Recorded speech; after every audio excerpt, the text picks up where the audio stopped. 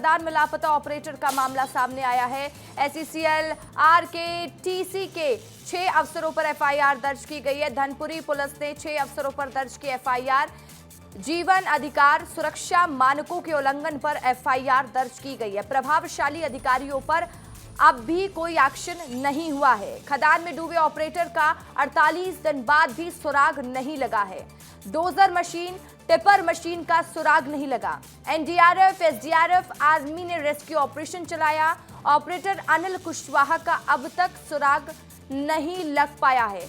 और देखिए 48 दिन बीत चुके हैं और उसके बाद भी अभी तक ऑपरेटर का कोई भी सुराग नहीं लगा है। मध्य प्रदेश के शहडोल जिले के एसईसीएल सुहागपुर के अमलई ओसीएम की बंद खदान में पानी के नीचे दफन हुए मजदूर अनिल कुशवाहा की तलाश ने जब उम्मीदों की आखिरी किरण भी बुझा दी, तब आखिरकार पुलिस ने एसईसीएल और आरकेटीसी के 6 अधिकारियों पर मामला दर्ज किया। अमलई ओसीएम की बंद पड़ी कोयला खदान में 11 अक्टूबर को हुए भीषण हादसे के 48 दिन बाद पुलिस ने कार्रवाई की है। धनपुरी पुलिस ने जीवन के अधिकार के उल्लंघन, सुरक्षा मानकों की अनदेखी के गंभीर आरोपों के तहत एसईसीएल व आरकेटीसी के जिन अधिकारियों पर मामला दर्ज किया है, इस हादसे में टिपर ऑपरेटर अनिल कुशवाहा समेत एक डोजर मशीन और टिपर ट्रक पानी से भरे हुए गहरे खदान में समा गए थे। लंबी तलाश, कई एजेंसियों की भारी कोशिशों और महीनों तक चल रहे ऑपरेशन के बाद सवाल आज भी यही है कि अनिल कुशवाहा का कोई सुराग मिला क्यों नहीं। लापता ऑपरेटर अफसरों पर अब हुआ है एक्शन। एसईसीएल आरकेटीसी कंपनी के 6 अफसरों पर एफआईआर दर्ज कर ली गई है। एसईसीएल के माइनिंग सरदार अयोध्या पटेल पर एफआईआर दर्ज हुई है।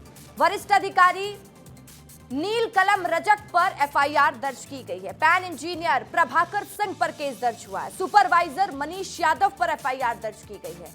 आरकेटीसी के सुपरवाइजर संजय सिंह पर केस दर्ज हुआ है और एफआईआर में एक अन्य अधिकारी का नाम भी शामिल है। और हैरानी की बात यह है कि एसईसीएल और आरकेटीसी के कई प्रभावशाली अधिकारी जिन पर लापरवाही और सुरक्षा नियमों के उल्लंघन की सबसे गंभीर जिम्मेदारी बताई जा रही है, उनके खिलाफ अभी तक कोई कार्रवाई नहीं हुई है। और इससे मजदूर संगठन और स्थानीय लोगों में काफी नाराजगी बढ़ गई है। अब आपको बता देती हूँ कि पूरी खबर क्या है।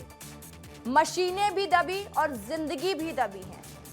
11 अक्टूबर को कोयला खदान में यह हादसा हुआ है। अमलई ओसीएम की बंद पड़ी खदान में यह हादसा हुआ। अनिल और 2 मशीनें खदान की पानी में दब गई। NDRF, SDRF, Indian army rescue में जुटा रहा, लेकिन कोई सुराग अनिल का नहीं लगा। स्थानीय एजेंसियों ने कई दिनों तक तलाश किया। ऑपरेशन में एजेंसियों को कोई सफलता भी नहीं मिली।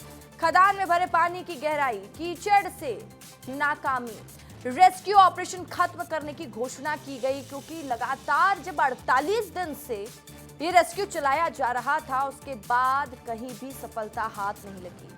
48 दिनों से परिवार की न्याय की गुहार पर जांच अब शुरू हुई है, लेकिन सवाल यही बरकरार है कि आखिर इस लापरवाही का और अनिल की मौत का जिम्मेदार कौन है।